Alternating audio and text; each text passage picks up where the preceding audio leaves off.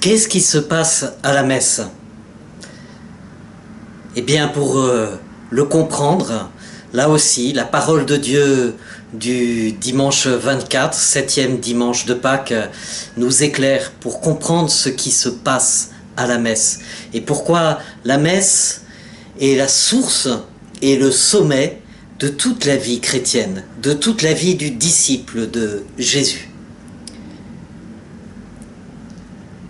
Alléluia, Alléluia, le Seigneur ne vous laisse pas orphelin, il reviendra vers vous afin que votre cœur connaisse la joie. Alléluia. Évangile de Jésus-Christ selon saint Jean, au chapitre 17, les versets 1 à 11. À l'heure où Jésus passait de ce monde à son Père, il priait ainsi: Père, l'heure est venue, glorifie ton Fils, afin que le Fils te glorifie.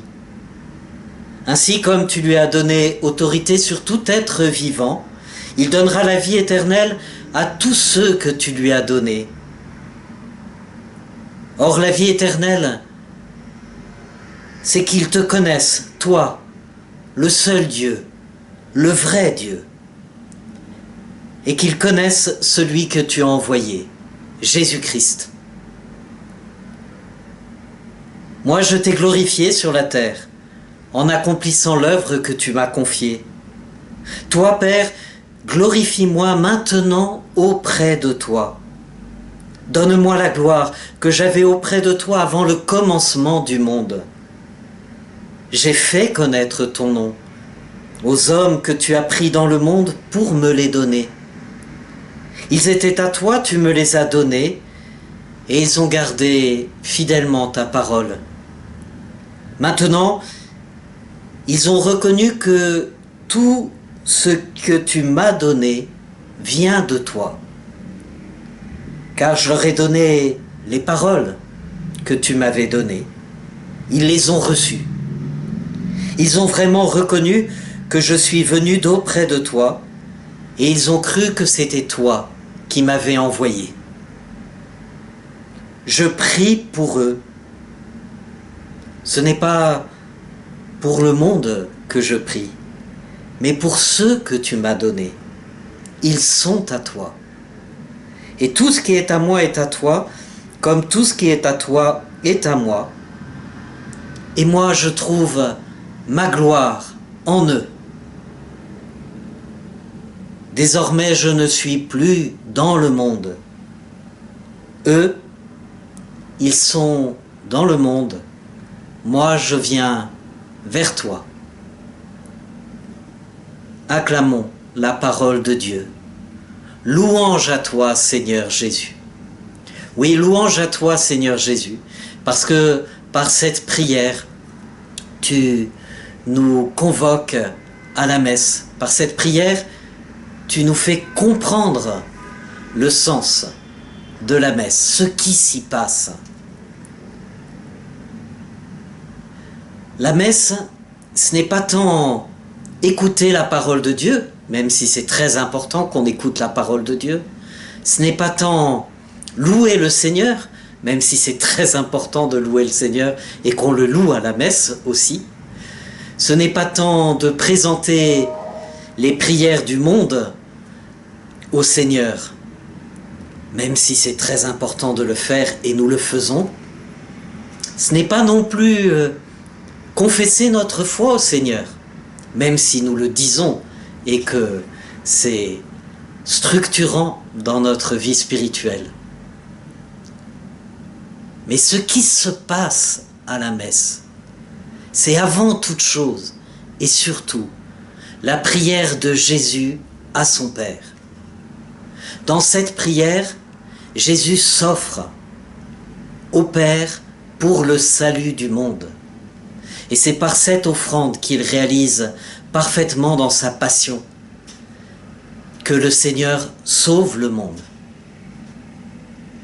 C'est par cette offrande que Dieu le Père répand l'Esprit Saint dans le monde et pas en répandant l'Esprit Saint dans le monde, il nous accorde la rémission de nos péchés et il nous donne accès à la vie éternelle. Il nous divinise, disent les orientaux, à raison. La messe, c'est le moyen que Dieu nous donne pour ne faire qu'un avec lui. Et c'est bien pour cela que c'est la source et le sommet de toute la vie chrétienne. Ce qui se passe à la messe, ce que nous contemplons, le mystère que nous vivons et que nous contemplons, c'est celui que nous célébrons dans la liturgie eucharistique, où nous faisons, comme Jésus nous l'a dit de le faire, nous consacrons le pain et le vin qui deviennent le corps et le sang du Christ, qui sont élevés par les hommes en présentation au Père. Mais c'est le Seigneur qui s'offre, le Seigneur Jésus qui s'offre au Père. Et comme Jésus nous le dit dans cet évangile, à travers cette belle prière qu'il dit la veille de sa passion, que l'on trouve dans l'évangile de Jean, chapitre 17, qu'on appelle la prière sacerdotale parce que justement, c'est par cette prière que nous comprenons que dans sa passion, Jésus s'offre au Père pour le salut du monde et que dans cette prière, il prie le Père pour nous, ses disciples. Je ne prie pas pour le monde, mais pour eux qui ont reconnu que tu m'as envoyé dans le monde. Moi, je viens vers toi, je ne suis plus dans le monde, mais eux sont dans le monde. Ainsi, c'est ce que nous vivons, ce mystère-là dans lequel nous plongeons véritablement à la messe. Nous contemplons Jésus qui s'offre au Père et nous entendons sa prière pour chacun d'entre nous. Comme il le dit à son Père à ce moment-là, il veut être glorifié dans le monde aujourd'hui à travers ses disciples que nous sommes. Et nous pouvons l'être par la grâce du Seigneur. Non pas par nos propres mérites, mais parce que nous vivons selon la grâce du Seigneur. Ainsi, être chrétien, c'est vivre selon la grâce du Seigneur.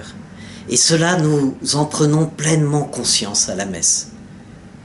Là aussi, j'ai été touché quand des disciples de Jésus m'ont dit dans cette période de confinement que ce qui leur manquait le plus, c'était la messe. Que l'une me disait l'autre soir qu'elle avait le sentiment que dans sa vie spirituelle, eh bien on l'avait empêché de recharger ses batteries. Oui, c'est ce que réalise le Seigneur à chaque messe. Il nous regonfle, il nous recharge, parce que par la communion, nous le recevons lui-même, et que nous savons que sans lui, nos vies tombent en ruine. C'est ce que nous célébrons, c'est ce que nous chantons, c'est ce que nous vivons à la messe. Et nous ne le vivons pas pour nous-mêmes, nous le vivons pour tous, afin que Jésus puisse être glorifié dans le monde à travers nous tout au long de cette semaine. Voilà ce qui se passe à la messe. Nous louons, nous écoutons la parole de Dieu, nous confessons notre foi au Dieu Père, Fils et Saint-Esprit, comme Jésus nous a appris à le faire. Nous présentons à Dieu le Père, au Seigneur Jésus, toutes les intentions de prière de notre humanité, dans la confiance, et confiant qu'il exauce nos intentions de prière. Mais surtout et avant toute chose, nous contemplons la prière de Jésus à son Père qui s'offre pour le monde et qui prie pour ses disciples afin que dans le monde aujourd'hui, son nom soit glorifié à travers eux, nous qui sommes les membres du corps du Christ. Puissions-nous toujours davantage goûter de ce mystère en allant à la messe. Loué soit Jésus-Christ, maintenant et à jamais.